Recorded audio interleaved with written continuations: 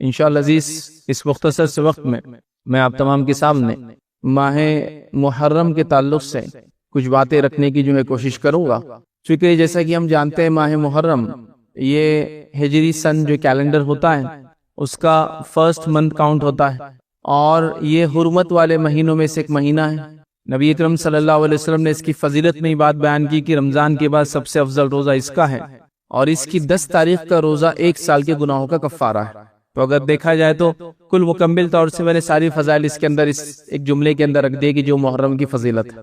لیکن محرم کے تعلق سے جیسا کہ ہم تمام لوگ جانتے ہیں کہ لوگ افراط و تفریط کے شکار ہیں، مطلب نت نئی باتیں، عجیب و غریب قسم کے رسومات، عجیب و غریب قسم کے عقائد، عجیب و غریب قسم کے معاملات اور اعمال جیسے یہ مہینہ آتا ہے نظر آنا شروع ہو جاتا ہے۔ بہرحال جدیدیت نے تو ہم دیکھتے ہیں کہ کفر کی، شرک کی اور بدعت کی کمر توڑ کے رکھ دی، ماڈرنزم نے، یاد رکھیے۔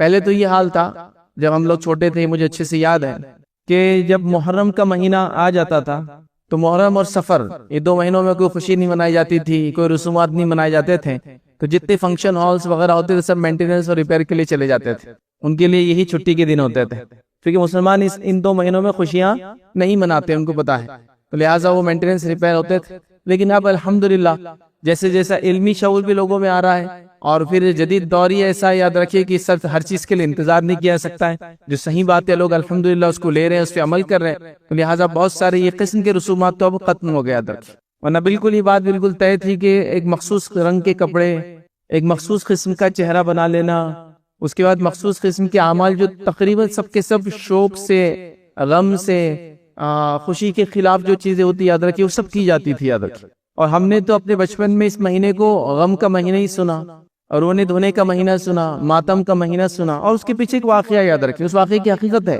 لیکن سوال یہ کہ شریعت میں اس مہینے کی کیا حقیقت ہے، یاد رکھیں۔ یہ بات آپ لوگ جان لیں اور ہم لوگ سمجھ لیں کہ جب سے اللہ رب العزت نے زمین و آسمان کو پیدا کیا تب سے اللہ کے نزدیک مہینوں کی گنتی 12 ہے، یاد رکھیں، اور اس میں 4 حرمت والے ہیں، اور 4 حرمت والے مہینے کون سے ہیں جو نبی اکرم صلی اللہ علیہ وسلم نے حدیث میں بیان کر دیا، 3 ایک کے بعد ایک آتے ہیں، ذی القعدہ، ذی الحجہ اور محرم، اور ایک رجب، یاد رکھیں، تو یہ 4 حرمت والے، تو یہ آج سے نہیں ہے، جب سے زمین و آسمان پیدا ہوئے تب سے یہ حرمت والے مہینے 4 ہیں، اور اللہ کے نزدیک مہینوں کی گنتی 12 ہے، یاد رکھیں۔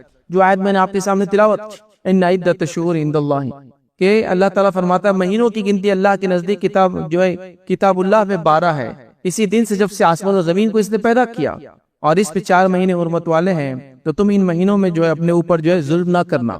تو یہاں اللہ رب العزت نے اس بات کو بیان کر دیا کہ اللہ کے نزدیک جو حرمت والے مہینے 4 ہیں اور مہینوں کی گنتی 12 ہے، یہ کب سے؟ آج سے نہیں، کسی واقعے کی وجہ سے نہیں، کسی ایک اکرنس سے گھٹنا کی وجہ سے نہیں، کسی خوشی اور غم کے واقعے کی وجہ سے نہیں، جب سے آسمان اور زمین بنے تب سے محرم حرمت والا ہے، تب سے ہی۔ اور اس کے علاوہ اور 3 مہینے یاد رکھیے، 3 تو ایک ساتھ آتے آپ جانتے ہیں، تو یہ حرمت والا ہے، تو کسی واقعے نے، کسی گھٹنا نے یا کسی چیز نے اس کو حرمت والا نہیں قرار دیا، یہ پہلے سے حرمت والا ہے۔ اب قیامت تک ہونے والے کوئی بھی واقعہ اس مہینے کو اچھا یا برا نہیں کر سکتے، یاد رکھیں، اس مہینے کو غم اور خوشی کا نہیں کر سکتے، اس کی حرمت باقی رہیں گی، اس کی حرمت کو ہمیشہ باقی رکھنا، یاد رکھیے، اور جو اس کے فضائل شریعت نے بتا دی وہ فضائل موجود ہے، یاد رکھیں، اور اسی کو ہم کو سمجھنا، اس پہ عمل کرنا ہے۔ لیکن ہمارے پاس یاد رکھیے شریعت کی بتائے فضائل تو بہت کم ہے، یاد رکھیں۔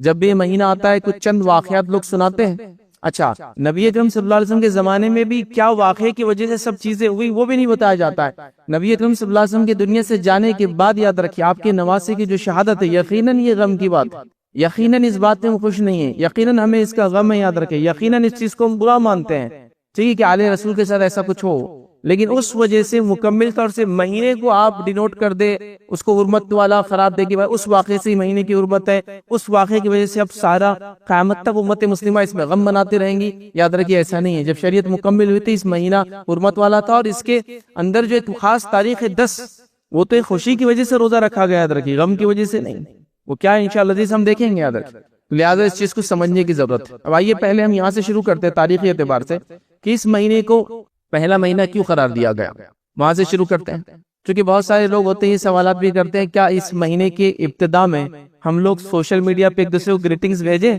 کہ مبارک ہو اسلامی سال، نیا سال مبارک ہو؟ تو یاد رکھیے نبی اکرم صلی اللہ علیہ وسلم کے زمانے میں یہاں سے سال شروع نہیں ہوتا تھا، مہینوں کی گنتی 12 تھی اور 12 تھے، چین میں تھے، ایک کے بعد ایک 12 مہینے چلتے تھے۔ نبی اکرم صلی اللہ علیہ وسلم کے بعد روایتوں میں جو بات آتی ہے کہ اکاؤنٹنگ کے کچھ ایشوز آنے لگے، اور لوگوں نے امیر المومنین عمر بن خطاب سے کہا کہ اکاؤنٹنگ کے ایشوز آ رہے ہیں تو کوئی ایک مہینے سے سٹارٹ لینا پڑیں گے ہم کو، مطلب کسی ایک مہینے کو شروعات ماننا پڑیں گے، ورنہ مہینے تو پورے 12 تھے اور سرکل میں تھے، ایک کے بعد ایک آ رہے تھے. ہم کس مہینے کو شروعات مانے تاکہ پھر ہم یہ کہیں کہ اس کے بعد لیٹ ہے، اس کے بعد تاخیر ہو جا رہی ہے، اس کے بعد تم کو یہ کرنا ہے، کچھ نہ کچھ سٹارٹ ہونا چاہیے نا. جیسے ہمارے پاس اکاؤنٹس ہوتا ہے تو انڈیا کے اندر مسلمان رمضان کے حساب سے اکاؤنٹس اپنے سبمٹ کرتے تھے گورنمنٹ کو، اور نان مسلم جو ہے وہ دیوالی کے اعتبار سے کرتے تھے. گورنمنٹ نے جو ہے ایک ایکٹ پاس کیا، کہا کہ نہیں اکاؤنٹنگ ہے اور 1 اپریل سے لے کر 31 مارچ رہیں گا ہر چیز کا. 1 اپریل سے شروع ہوں گے آپ کے اور 31 مارچ کو ختم ہوں گا، اس کے بعد آپ نے ٹیکس پے کریں گے، فلاں کریں گے، فکس کر دیا. تو حضرت عمر کے زمانے میں مسئلہ آیا کہ سال کی شروعات کیسے کاؤنٹ کرے جس سے ہم کہیں کہ اب تاخیر ہو گئی، اب لیٹ ہو گیا، اب یہ صحیح نہیں ہے نا، اسٹارٹ ہونا چاہیے کچھ. تو کہاں بات تو ٹھیک ہے. حضرت عمر نے ایک میٹنگ بلائی، اس میں صحابہ میں آئے، اور صحابہ جب آئے تو حضرت عمر نے پیش کیا کہ مسئلہ اکاؤنٹس کا آ رہا ہے تو کوئی ایک مہینے کو ہم کو ابتدا سٹارٹ لینا پڑیں گی. تو کہا اچھا ٹھیک ہے، تو پھر ہم محرم سے کرتے ہیں. اور اکثر لوگوں نے جو تاریخ لکھنے والوں نے یہ لکھا، اس مہینے کو جو یہ طے کیا گیا اس کی ایک اہم وجہ، کہیں اور وجہ ہو سکتی ہے یاد رکھیے، ایک اہم وجہ یہ تھی کہ اللہ کے رسول نے ہجرت کا منصوبہ اس مہینے بنانا شروع کیا تھا، سٹارٹ کیا تھا.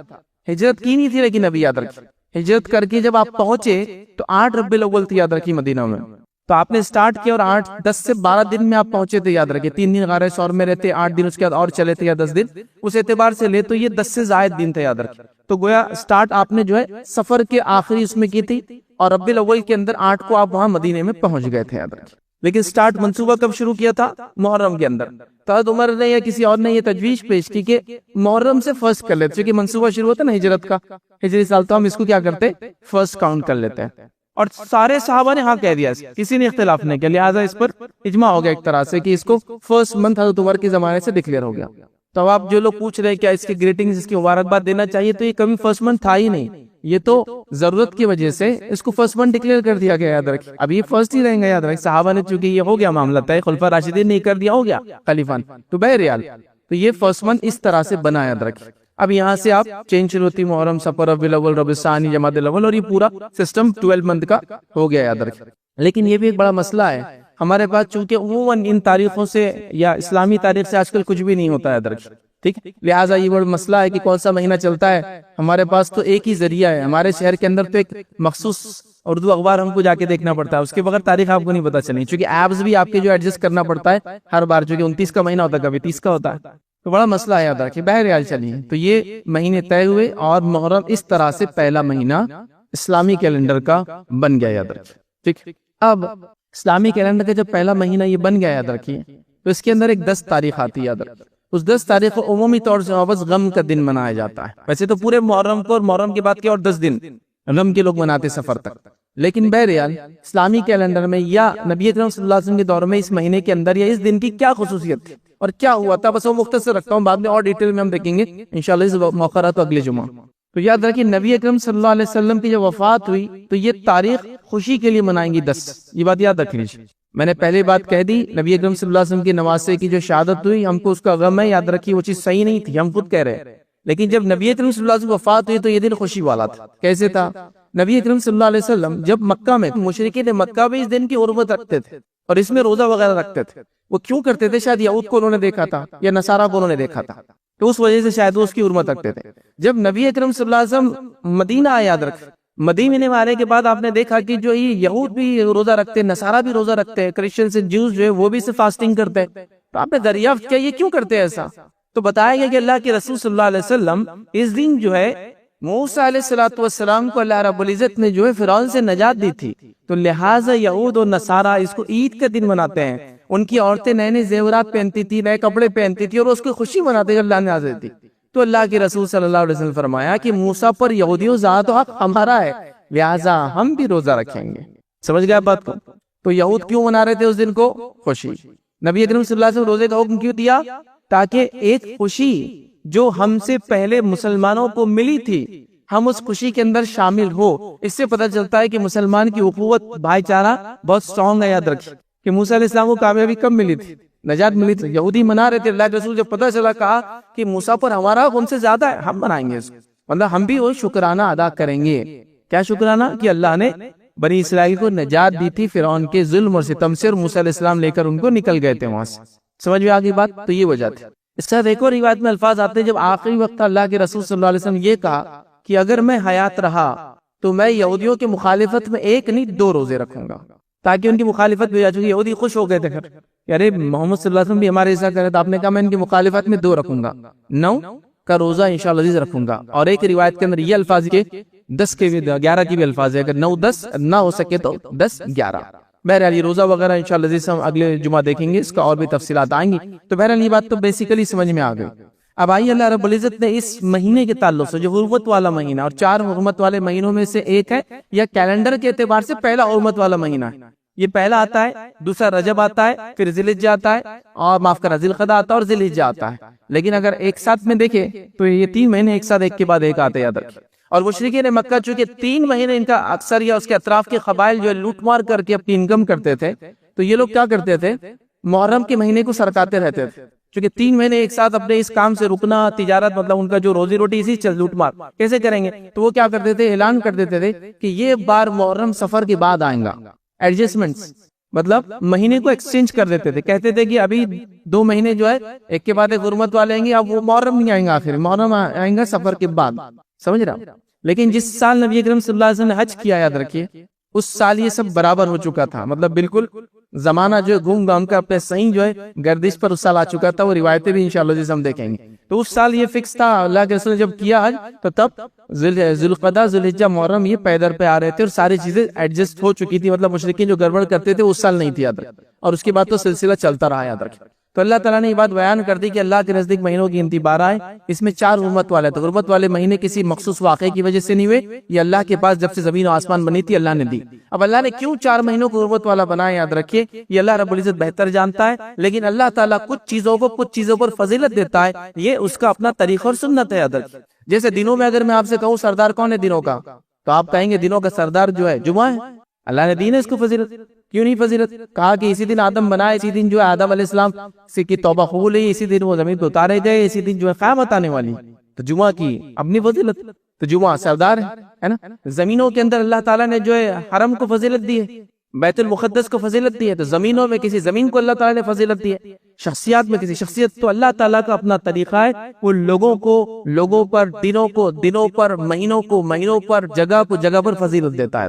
تو اسی طرح یہ 4 مہینے حرمت والے، اب اس میں کیا کرنا ہے، ہم کو ظلم اور زیادتی سے بچنا ہے، جو کہ قرآن نے حکم دیا، اللہ تعالیٰ نے کیا فرمایا کہ اس میں 4 مہینے حرمت والے ہیں، اور یہی صحیح دین ہے۔ اللہ فرماتا ہے فَلَا تَظْلِمُوا فِيهِنَّ أَنفُسَكُمْ، تو اپنے نفسوں پر ان مہینوں میں ظلم نہ کرے۔ ہمارا کام کیا، حرمت والے مہینوں میں ظلم نہ کرے، زیادتی نہ کرے، ٹھیک ہے، معصیت اور گناہ کے کام نہ کرے، نیکی میں زیادہ آگے بڑھے۔ تو کیا اس کا مطلب یہ کہ دیگر مہینوں میں ہم گناہ کر سکتے؟ نہیں، دیگر مہینوں میں بھی نہیں کر سکتے، اس مہینے میں بدرجہ اولی ہم کو نہیں کرنا ہے۔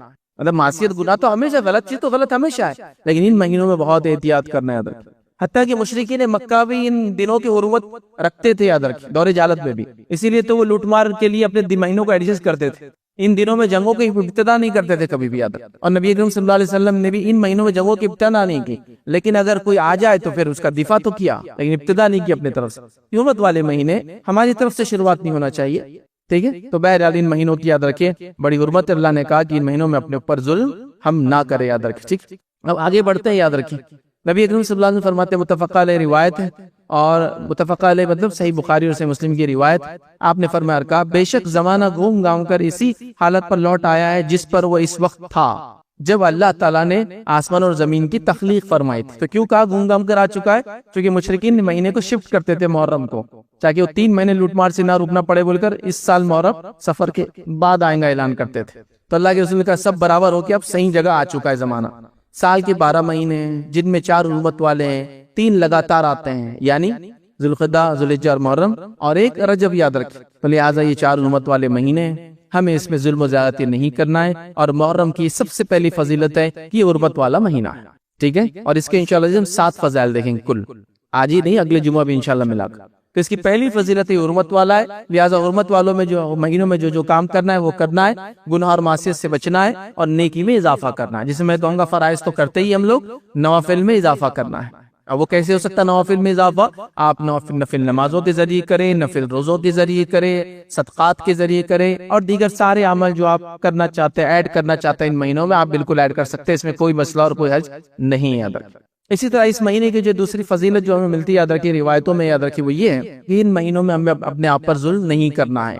جیسے کہ قرآن کی آیت ہم نے دیکھی تھی، اس میں اللہ نے فرمایا فَلَا تَظْلِمُوا فِيهِنَّ أَنفُسَكُمْ، کہ ہم لوگ اس مہینے میں اپنے نفس پر ظلم نہ کریں. تو لہٰذا ہمیں اس مہینے میں ظلم اور زیادتی سے بچنا چاہیے. یاد رکھیے قتادہ رحمۃ اللہ علیہ اس کے تعلق سے فرماتے اور کہتے ہیں کہ حرمت والے مہینے میں ظلم کرنا دیگر ماہ کی بنسبت ظلم کرنے سے زیادہ گناہ اور غلطی کا کام ہے. مطلب وہ کہتے ہیں کہ دیگر مہینوں میں گناہ کا گناہ ملتا ہے، لیکن ان مہینوں میں کرنا یہ زیادہ غلط کام ہے، یہ زیادہ گناہ کا باعث، زیادہ سزا کا انسان مستحق ہوں گے، اس سے بچنا چاہیے. پھر فرماتے اور کہتے ہیں اگرچہ ظلم کرنا ہر حال میں عظیم گناہ ہے، مگر اللہ اپنے امر میں سے جسے چاہتا ہے جو ہے عظیم بنا دیتا ہے. تو گناہ تو وہ کہہ رہے ہیں ظلم تو ہمیشہ گناہ ہے، لیکن اللہ چاہتا ہے جس مہینے کو اس نے فضیلت دی تو لہٰذا اس میں اور بڑا گناہ ہے. تو لہٰذا ان ماہ کے اندر ہمیں ظلم اور زیادتی سے بچنا چاہیے. یاد رکھیں ہمیں کوئی غلط کام نہیں کرنا چاہیے، ہمیں جو اپنے زندگی کو بدلنے کی کوشش کرنا چاہیے. اور یہ بات بڑی اہم ہے، یاد رکھیں اگر ان 4 حرمت والے مہینوں کو بھی ہم یاد رکھیں اور اپنی نفس کو ظلم و زیادتی سے ہم بچانے لگے تو یاد رکھیں جو آدمی 30 90 دنوں تک 3 مہینے تک اپنے آپ کو ظلم و زیادتی سے بچائیں گا، انشاءاللہ اس امید نہیں کہ اگلے وہ زندگی پھر گناہ کریں گا. پھر تھوڑا بڑا کچھ گڑبڑ ہونے لگے تو پھر رجب کا مہینہ آ جائے گا، پھر تھوڑا سا اپنی اصلاح کریں گا، پھر اس کے بعد جو ہے 3 مہینے اس کے بعد آنے والے. تو لہٰذا یہ ہم کو اپنے آپ کو سدھارنے کا موقع یاد رکھیں جو اللہ رب العزت نے دیا ہے. لیکن جیسا میں نے کہا نا، چونکہ اسلامی کیلنڈر کا کوئی سسٹم ہی ہمارے پاس نہیں، تو کب یہ مہینے آ کر جاتے ہیں پتہ بھی نہیں چلتا ہے. ہاں جب وہ تھوڑا سا حج کا سیزن آئے تو پتہ چلتا ہے کہ ذی الحجہ چل رہا ہے، ذی القعدہ تو بس ایسے ہی چلا جاتا ہے. رجب بھی بہرحال ایسی کبھی آ کے چلا جاتا ہے، سوائے بدعتوں کی وجہ سے رجب مشہور ہے. کئی موقع ملا تو رجب کے بارے میں دیکھیں گے. اس وجہ سے نہیں کہ ہم کو بچنا ہے، معصیت نہیں کرنا ہے، گناہوں سے بچنا ہے، نیکی زیادہ کرنا ہے، ویسا نہیں. اور محرم بہرحال وہ بھی اپنا ایک غم کے لیے اور پتہ نہیں کیا کیا اس کے پیچھے عقائد ہے، اس کے لیے مشہور ہے. تو لہٰذا ہم کو یاد رکھنا ہے چیزوں کو اور اس کا فائدہ اٹھانا ہے. آئیے تیسری بات دیکھیں گے اس مہینے کے تعلق سے، یہ ہے کہ اللہ کے رسول صلی اللہ علیہ وسلم نے اس مہینے کو جو ہے اللہ کا مہینہ قرار دیا ہے. یہ جو محرم کا مہینہ ہے یہ اللہ کا مہینہ ہے، یاد رکھیں. ٹھیک ہے. اور صحیح مسلم کی روایت ہے، نبی اکرم صلی اللہ علیہ وسلم فرماتے اور کہتے ہیں رمضان مبارک کے بعد اللہ کے مہینے محرم کے روزے سب روزوں سے جو افضل ہیں، اور فرض نماز کے بعد سب سے افضل نماز رات کی یعنی تہجد کی نماز ہے. تو یہاں نبی اکرم صلی اللہ علیہ وسلم فرما رہے کہ رمضان مبارک کے بعد اللہ کے مہینے محرم کے روزے سب سے افضل ہیں. تو شہر اللہ کہا آپ نے، اللہ کا مہینہ کہا اس حدیث کے اندر. تو محرم جو ہے یہ اللہ کا مہینہ ہے، یاد رکھیں شہر اللہ کا مہینہ. تو بڑا اہم مہینہ یاد رکھیں. مطلب دیکھیں جس مہینے کو نبی اکرم صلی اللہ علیہ وسلم نسبت کر رہے ہیں اللہ کا مہینہ، تو کتنا اہم ہوگا یہ مہینہ، یاد رکھیں. تو یہ اللہ کا مہینہ آپ صلی اللہ علیہ وسلم نے اس مہینے کو بیان کیا، یاد رکھیں. لہذا اس سے جو اس کی اہمیت جو ہے پتہ چلتی، یاد رکھیں. چوتھی بات جو یاد رکھی ہم کو محرم کے تعلق سے پتہ چلتی وہ یہ ہے کہ یہ حرمت والے مہینوں میں سب سے افضل مہینہ ہے. یاد رکھیں حرمت والے مہینوں میں سب سے افضل مہینہ ہے. مطلب حرمت والے مہینے 4 ہیں، لیکن علماء لکھتے ہیں کئی اقوال موجود ہے کہ حرمت والے مہینوں میں سب سے افضل مہینہ یہ محرم کا، یاد رکھیں. تو لہٰذا اس کی حرمت کو ہم بالکل پامال نہ کریں. لیکن کتنی افسوس کی بات ہے کہ اس مہینے کو ہم میں سے اکثر، میں نہیں کہہ رہا ہوں میں آپ میں سے ہر شخص جو سن رہا، لیکن اکثر یہ ہو رہا ہے کہ اس میں ظلم اور زیادتی کے ہی کام کیے جا رہے ہیں، شرک اور بدعت کے ہی کام کیے جا رہے ہیں، برائی اور گناہ کے کام کیے جا رہے ہیں، اور عجیب و غریب رسومات اور کسٹمز کو فالو کیا جا رہا ہے. حتیٰ کہ بات میں آپ کو کہتا ہوں، آپ میں سے اگر کچھ لوگ جانتے ہیں، ہمارے پاس ہندوستان کا ایک مخصوص علاقہ ہے، خاص طور سے جو نارتھ ایسٹ والا علاقہ ہے، وہاں کے لوگوں کو رمضان کی اہمیت بھی نہیں پتا ہے لیکن محرم کی اہمیت پتا ہے. اگر آپ کے پاس اس علاقے کے ورکرز کام کرتے ہو مسلم، تو وہ بولیں گے اب ہمارے چھٹی کا مہینہ آ رہا ہے، محرم آ رہا ہے. اور پھر رمضان کیا کرتے ہیں؟ رمضان آپس کو پوتر مہینہ نہیں، محرم ضروری ہے بولے. پھر محرم جاتے ہیں، مخصوص رسومات کرتے ہیں، تعزیے لگاتے ہیں، تعزیے نچاتے ہیں، اور پتہ نہیں کیا کیا ہوتا ہے. پھر وہ پورا مہینہ منا کے پھر واپس آتے ہیں. تو آپ کہیں گے ایسی کیسا ہے ان کے پاس؟ تو آپ دیکھیں گے رمضان کی وہ اہمیت نہیں جو محرم کی اہمیت، چونکہ اس کو اس کی شرک، اس کی بدعت، اس کے خرافات، اس کی برائی اور عجیب و غریب قسم کے اس کے جو فضائل بتا دیے گئے، اور ایک عجیب سسٹم چل پڑا یاد رکھیے محرم کے تعلق سے، جو کہ آپ بھی محسوس کر سکتے ہیں، ہے نا. جبکہ حرمت والے مہینوں میں سب سے محترم مہینہ ہے نا. تو ہمارے پاس کوئی اس کو غم کا مہینہ سمجھ رہا ہے، کوئی اس کو منحوس مہینہ سمجھ رہا ہے. بالکل ہی کامن ہے. اس لیے کہ آپ دیکھیں لوگوں سے پوچھے محرم میں، ارے محرم میں نئے کپڑے نہیں پہننا، محرم میں نکاح نہیں کرنا، محرم میں نئی چیز نہیں خریدنا. ارے محرم میں پیدا ہو تو روتی صورت رہیں گا یہ. بچوں کو بھی آپ یہ سنیں گے، ارے ان کی پیدائش محرم کی نا، ارے پورے زندگی رونا ہے اس کو، چونکہ محرم پیدا ہو گئی۔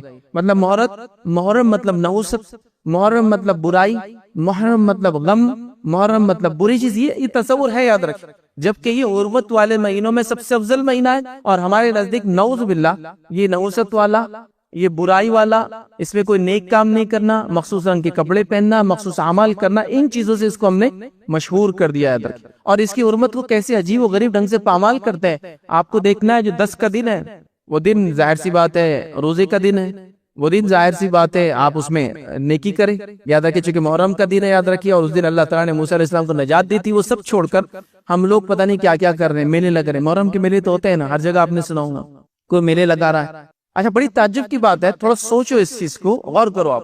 اگر کوئی آدمی یہ بھی کہہ رہا ہے کہ نبی اکرم صلی اللہ علیہ وسلم کے نواسے کی شہادت کی وجہ سے غم کا ہے یہ دن، خاص طور سے 10 کا اور پورا مہینہ محرم کا غم کا ہے، تو میرا ایک سوال ہے، تھوڑا سا اپنے آپ کو جھنجھوڑو۔ آپ کیسے جھنجھوڑو؟ غم کیسے منایا جاتا ہے، مجھے بولو، آپ اپنی زبان میں بولو کہ غم کیسے منایا جاتا ہے نا؟ غم ایک الگ ڈھنگ ہوتا ہے نا۔ اب کوئی کہہ رہا ہے کہ یہ مہینہ غم کا ہے چونکہ نواسے رسول کی شہادت ہوئی اور اس دن میلہ لگا رہا ہے۔ مطلب سوچو آپ، غم کا کوئی ایسا طریقہ ہے کہ کسی کی والد کا انتقال ہوا اور اس دن وہ میلہ لگاتا ہے، اس دن خوشیاں منائی جا رہی ہیں، نئے کپڑے پہنے جا رہے ہیں، نئے نئے کھانے بن رہے ہیں، واقعات سنائے جا رہے ہیں کہ کچھ لوگ بھوک اور پیاس سے شہید ہو گئے، اور یہاں ہم لوگ پانی کے اور دودھ کے شربت پلا پلا کے پریشان ہیں۔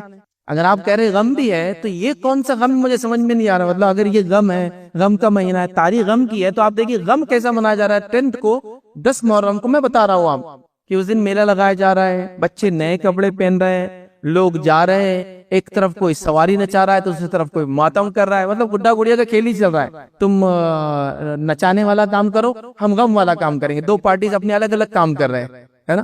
پبلک جا کے اس کو دیکھ رہی ہے اور ایک انجوائمنٹ پورے اس میں ماحول میں چل رہا ہے۔ ابھی تو گورنمنٹ ڈکلیئر ہالیڈے بھی، یاد رکھیے اس دن بہرحال نیشنل ہالیڈے یاد رکھیے۔ دیکھیے اٹل بہاری واجپئی صاحب کی جو بی جے پی کی لاسٹ سرکار تھی، اس نے 2 چھٹیاں ایڈ کی تھی، 10 محرم اور 12 ربیع الاول، تو 2 ان کے ایجنڈا میں تھے۔ بہرحال جب سے 2 چھٹیاں ایڈ ہو گیا، اس سے پہلے نہیں ملتی تھی، بہرحال تو اب تو نیشنل ہالیڈے، تو چھٹی منائی جا رہی ہے، یاد رکھیں۔ تو اگر غم بھی ہے تو غم منانے کا کچھ طریقہ ہوتا ہے، ہر جگہ ہوتا ہے نا۔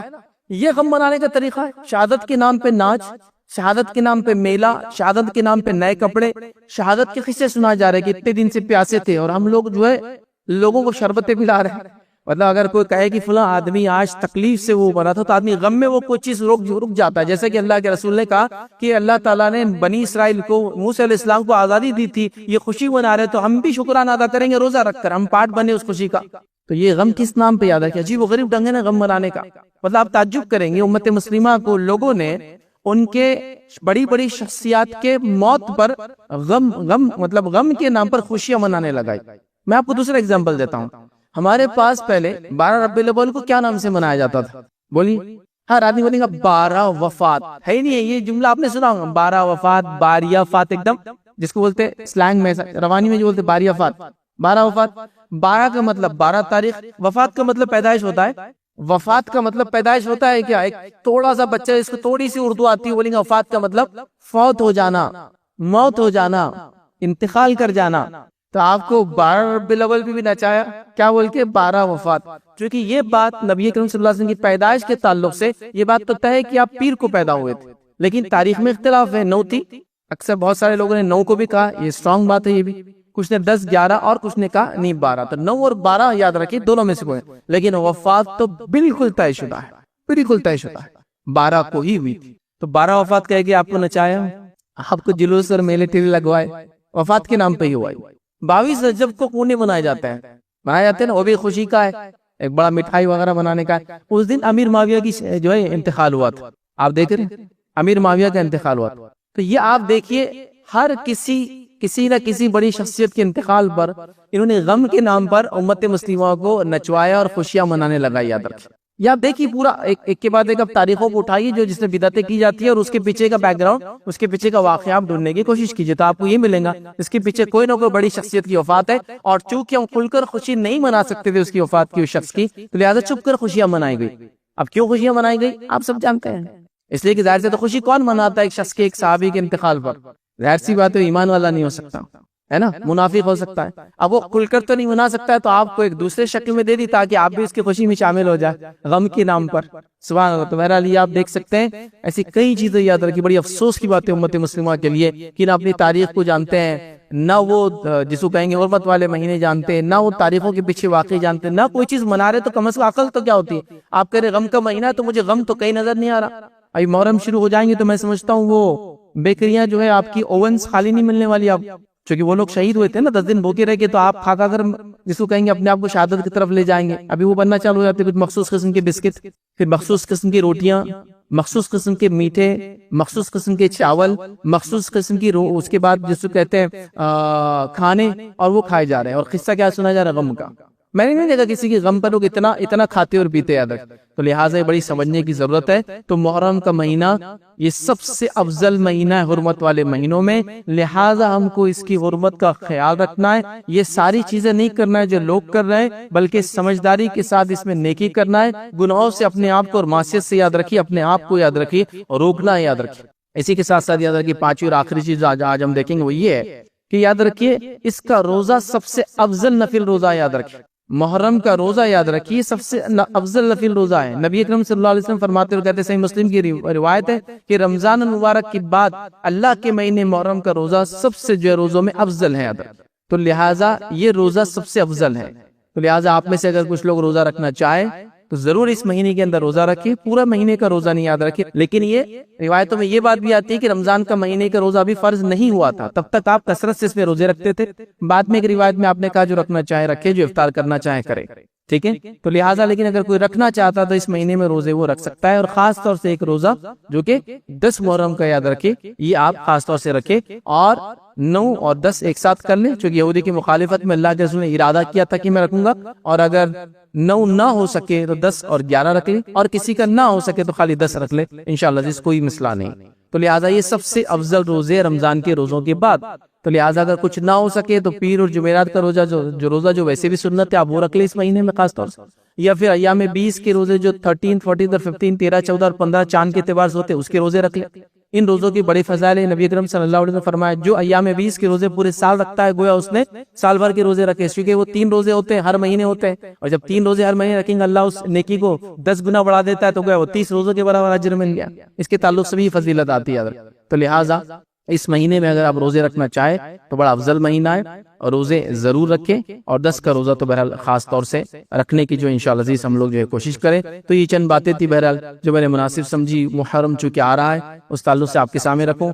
اگلے جو ہے جمعہ انشاءاللہ عزیز کچھ اور باتیں جو بڑی اہمیت کی حامل ہے محرم کے تعلق سے خاص طور سے وہ ہم دیکھنے کی جو ہے کوشش کریں گے. اللہ رب العزت سے دعا کرتا ہوں کہ اللہ رب العزت ہم تمام کو شرک اور بدعت سے جو ہے محفوظ رکھے. اللہ رب العزت امت مسلموں کو اپنی کتاب کا پڑھنا سمجھنا اس پہ عمل کرنا آسان کرے.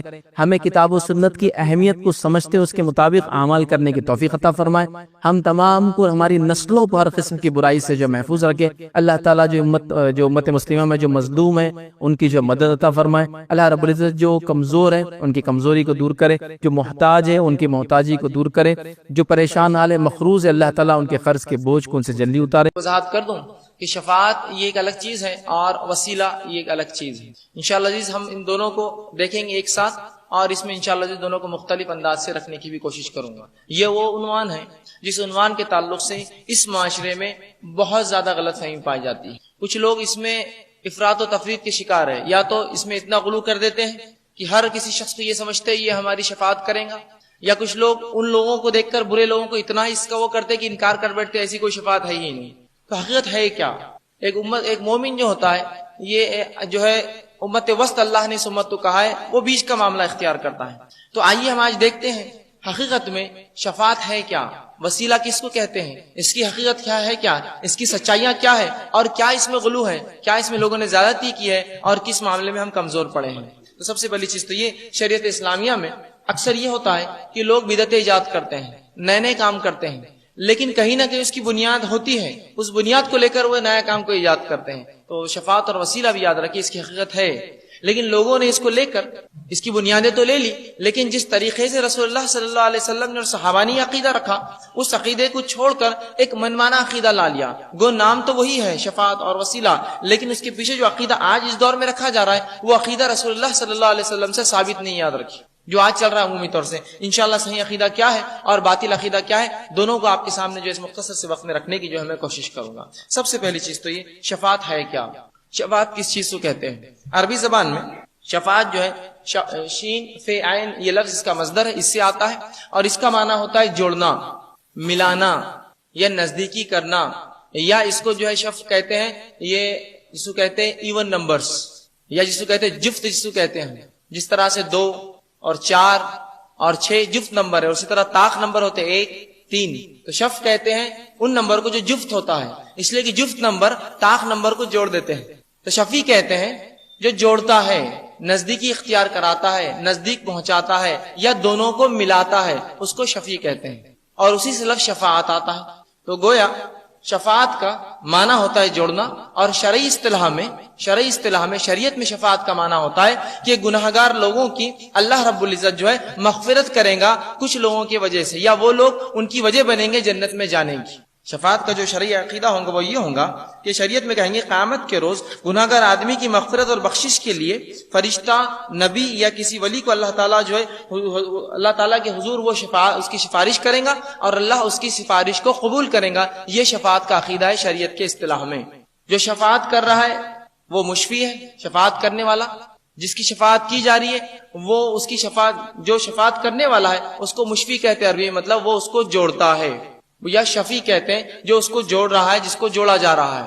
تو شفاعت کا عقیدے کا معنی یہ ہے کہ قیامت کے روز وہ لوگ جو رسول اللہ صلی اللہ علیہ وسلم کی امت سے ہوں گے، جو گناہگار ہوں گے، ان گناہگاروں کو اللہ رب العزت جو رسول اللہ کو حکم دیں گا اور آپ صلی اللہ علیہ وسلم ان گناہگاروں کے رب العزت کے سامنے مغفرت یا بخشش کرائیں گے اور انہیں جنت میں لے جائیں گے. یہ اس کا معنی ہے شفاعت کا. لیکن اس شفاعت کے تعلق سے چونکہ اس معاشرے میں بہت زیادہ غلط فہمیاں ہیں اور بہت زیادہ بدگمانیاں ہیں، یا بہت زیادہ ہم کہیں گے جو ہے اس کے تعلق سے غلط فہمیاں، جو غلط باتیں اتنی رائج ہیں کہ اصل عقیدہ ان باطل عقیدوں کے اندر چھپ جاتا ہے. عموماً اکثر یوں ہوتا ہے کہ اصل عقیدہ پتہ نہیں ہوتا ہے اور باطل چیز ہمارے سامنے نظر آتی ہے. آئیے آج جس مختصر سے جو وقفے میں رکھنے کی کوشش کروں شفاعت ہے کیا. سب سے پہلی چیز تو یہ کہ شفاعت کے تعلق سے علم نہیں ہونے سے، اس کی غلط فہمی ہونے سے، یا جو ہے شرعی علم کی کمی سے جو نقصان اس معاشرے کو ہو رہا ہے، اس غلط عقیدے کی بنیاد پر پہلے وہ عقیدہ آپ کے سامنے رکھتا ہوں کہ ہوتا کیا ہے. اگر ایک شخص شفاعت کا صحیح عقیدہ نہ رکھے تو اس سے ہوتا کیا ہے. آئیے چند نقصانات ہم دیکھتے ہیں کہ کچھ لوگوں کو اپنے طور سے، جہاں تک معاملہ ملائکہ اور انبیاء کا رہا تو یہ تو سمجھ میں آئی بات، لیکن اس کے بعد امتیوں میں سے جن کو ہم اللہ کے ولی کہیں گے، امتیوں میں سے یا شہداء کہیں گے یا صالحین کہیں گے، ان لوگوں کو خود ساختہ شفیع بنا لیتے ہیں، خود ساختہ چن لیتے ہیں، یہ ہماری سفارش کریں گے. جبکہ شفاعت کون کریں گا وہ اللہ کے سوا کوئی نہیں جانتا، یاد رکھیے. ہاں ملائکہ شفاعت کریں گے، انبیاء اپنی قوم کے لیے شفاعت کریں گے، یہ تو طے ہوا. لیکن اس کے بعد اولیاء میں سے، صلحاء میں سے، نیکوکاروں میں سے کون شفاعت کریں گا اللہ کے سوا کوئی نہیں جانتا ہے. لیکن ہم دیکھتے ہیں آج کے زمانے میں لوگ اپنے دل سے، اپنے طور سے کچھ لوگوں کو چن لیتے ہیں اور کہتے ہیں یہ ہمارے سفارشی اللہ کے پاس. شفاعت مطلب سفارش کرنا، جوڑنا.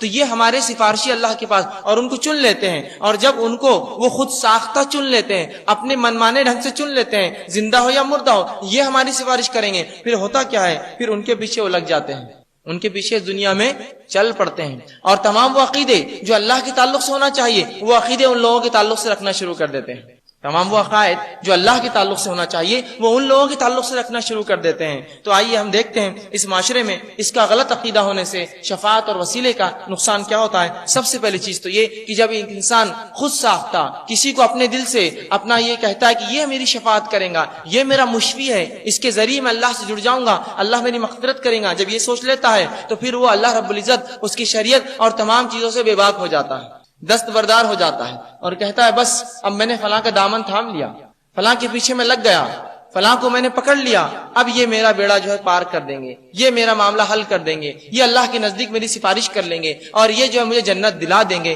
یہ عقیدہ وہ رکھ لیتا ہے. اور اس کے بعد جو ہوتا ہے وہ یہ ہوتا ہے کہ اللہ تعالیٰ کی دنیا میں مثالیں گڑنے لگتا ہے. ایسا انسان جو خود سے کسی شخصیت کو پکڑتا ہے اور اس سے یہ تصور کرتا ہے کہ یہ میری شفاعت کریں گا، وہ کیا کرتا ہے، اللہ کے لیے مثالیں گڑنے لگتا ہے. کیوں مثالیں گڑتا ہے؟ اس لیے کہ اس کو اپنا عقیدہ ثابت کرنا ہوتا ہے، لہٰذا اللہ کے لیے گھٹیا مثالیں گڑنے لگتا ہے. جس طرح سے جج اور وکیل کی مثالیں، ٹرین کا انجن اور پیچھے چلنے والے ڈبوں کی مثال ہے کہ جس طرح سے ٹرین کا انجن چلے جاتا ہے، ڈبے خود بخود کھینچے چلے جاتے ہیں، لہٰذا ہم نے جس کو اپنا مشفی مانا ہے، جو ہماری شفاعت کرنے والا ہے، اس کو اگر تھام لے تو جس طرح سے انجن چلا جاتا ہے ڈبے بھی جاتے ہیں، جب وہ جنت میں جائیں گے میں بھی ان کے پیچھے جنت میں چلا جاؤں گا۔ تو اس طرح کے گھٹیا جو ہے وہ مثالیں اللہ کے لیے گڑھتا ہے، یاد رکھیے۔ تو وہ کیا کرتا ہے، خود ساختہ جب شفیع چن لیتا ہے، یہ سوچ لیتا ہے کہ یہ میری سفارش کریں گے، تو پھر وہ یہ شروع کرتا ہے کہ اللہ کے لیے بری بری مثالیں گڑھنا شروع کرتا ہے اور جو ہے سمجھانا ہے، اور دنیا میں افسران بالائے کی مثالیں دیتا ہے یا گاڑیوں کی مثال دیتا ہے، اور اس طرح کی جو ہے گھٹیا مثالیں دیتا ہے جو مثالیں شریعت نے نہیں دی۔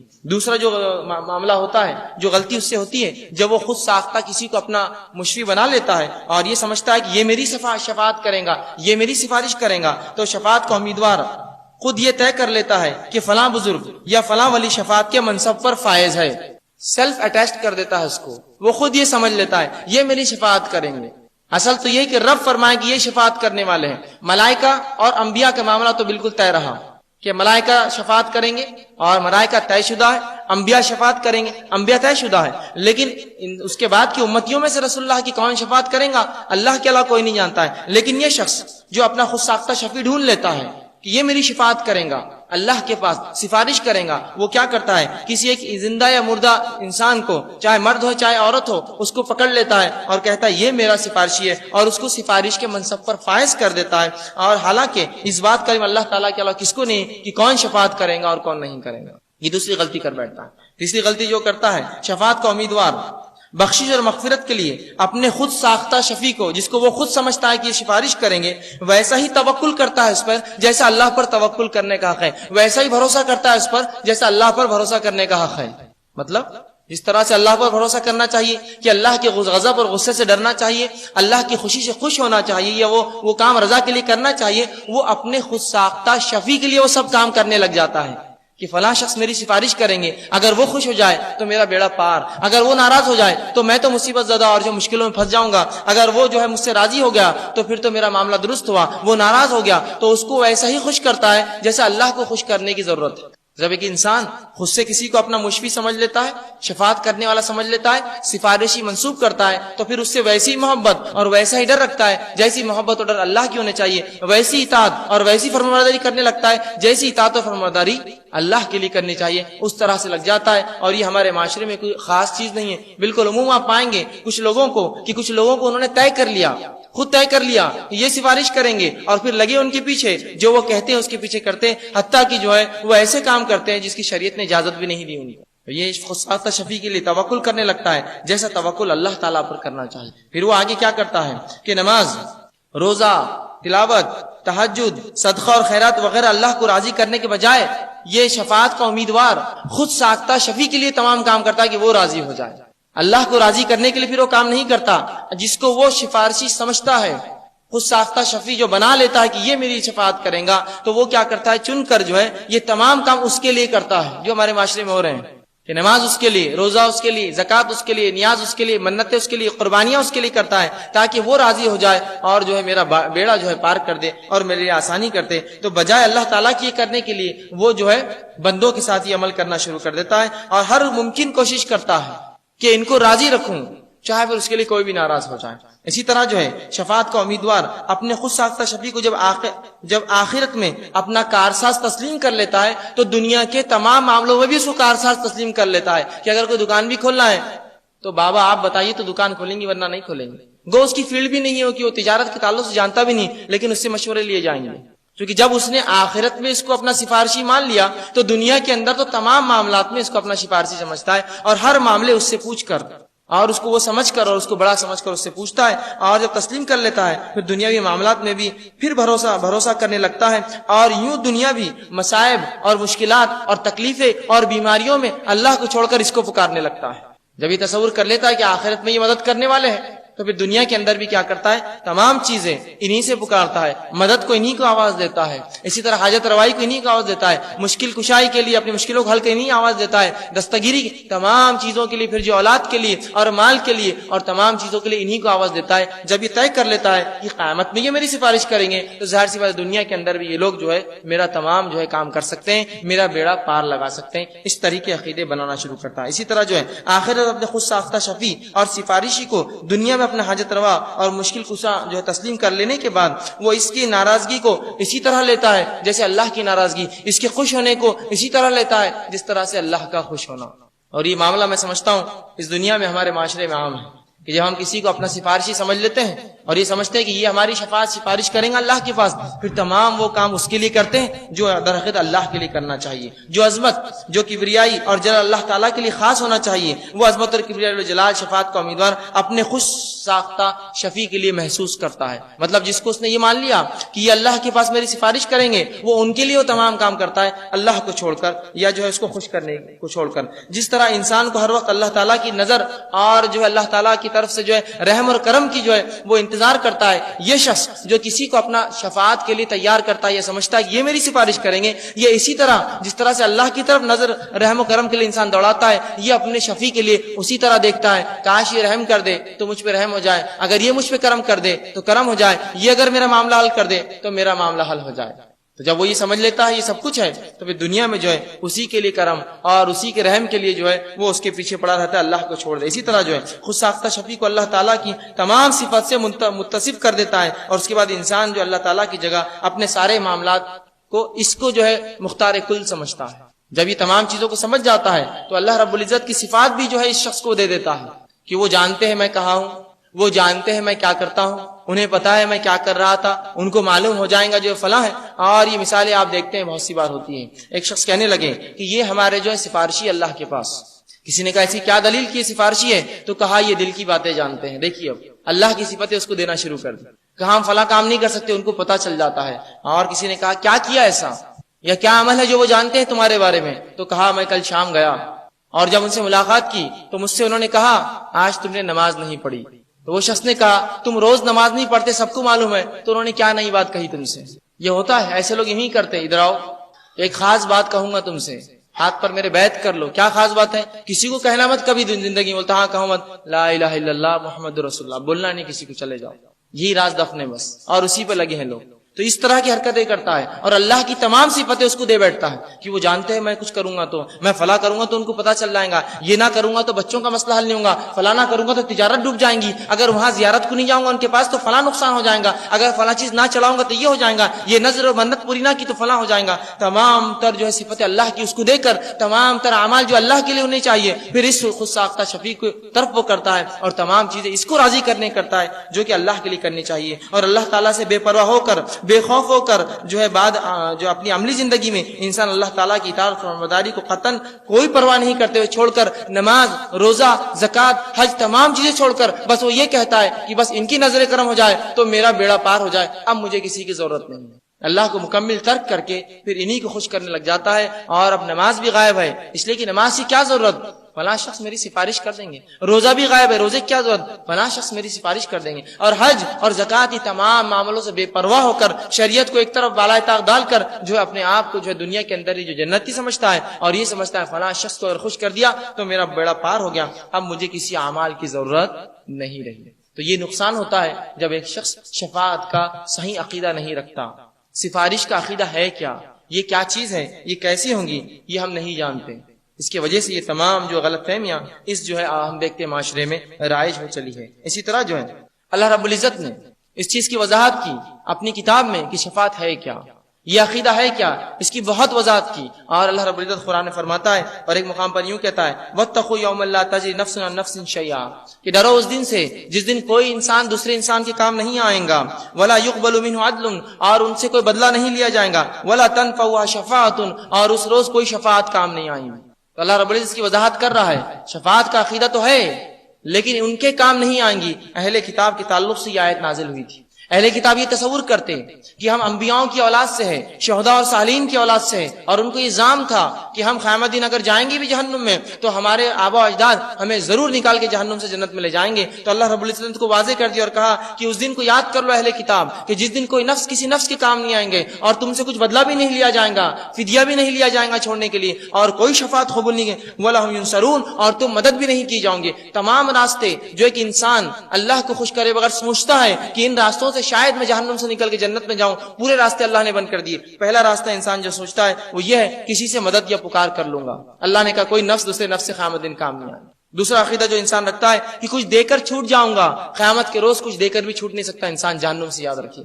رسول اللہ صلی اللہ علیہ وسلم فرماتے ہیں اللہ رب العزت جنتیوں کو جنت میں اور جہنمیوں کو جہنم میں ڈالنے کے بعد ایک آدمی کو، شخص کو جہنم سے نکالیں گا اور پوچھیں گا میرے بندے میری جہنم کیسی ہے؟ وہ کہیں گے اللہ بہت سخت ہے، بہت برا ٹھکانہ، بہت بری جگہ ہے۔ اللہ کہیں گے کہ اگر میں تجھ سے یہ کہوں کہ تو زمین و آسمان بھر کے سونا دے دے تو میں تجھے جہنم سے آزاد کروں تو کیا تو یہ کریں گا؟ وہ کہیں گا اللہ ہاں بالکل کروں گا۔ اللہ کہیں گے تو نے جھوٹ کہا، اس لیے کہ دنیا میں اس سے آسان کام دیا تھا وہ کر کے نہ آیا، اور آج کہتا ہے زمین و آسمان بھر کے سونا دوں گا، حکم ہوا اسے جہنم میں پھینک دیا جائے گا، تو کوئی فدیہ نہیں لیا جائے گا۔ پھر اللہ نے فرمایا اور جو ہے ولا تنفع شفاعہ، اور کسی کی سفارش بھی نہیں چلیں گی۔